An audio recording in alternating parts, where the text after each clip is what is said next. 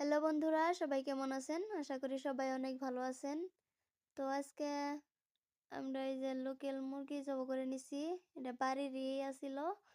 আর local মুরগির মাংস দিয়া রুটি দিয়া খামু। আর আমি লোকাল মুরগি কিন্তু কাটবার পাই না। আজকে এমনি এই মুরগির কাল্লাটা ছাড়াই নিতেছিলাম।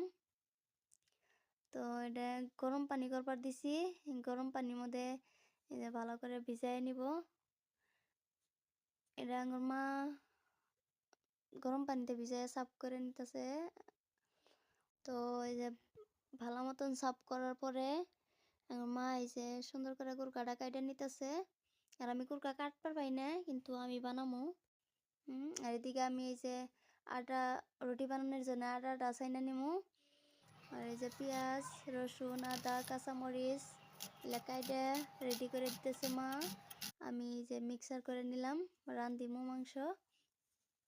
তো এই যে মাংসটা ভালো মতন ধুয়ে নিছি, ধুয়ে পেঁয়াজ কুচাই নিছি আর আদা রসুন এলে পেস্ট করে নিছি, নিয়ে কড়াইটাও বহাই দিছি।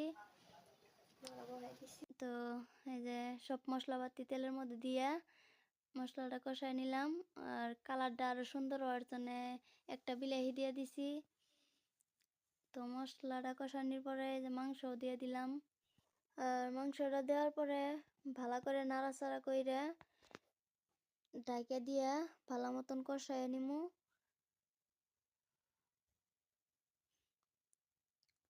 তো মাংসটা কষানি হয়ে গেছে।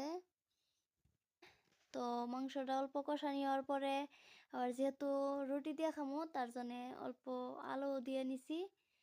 আর মাংসের মধ্যে রসুন খাইতে খুব ভালো ভালো লাগে, তাই 3টা রসুনও দিয়ে নিছি। দিয়ে ভালো করে আলু দিয়ে একটু কষানির পরে তারপরে ঝোল দিয়ে দিলাম।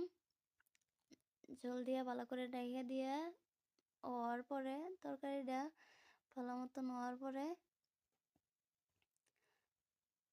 একটু তরকারি দিয়ে দিই উপর দিয়া। তার জন্য তেলের মধ্যে জিরা, রসুন, তেজপাত দিয়া ভালো করে তেলের মধ্যে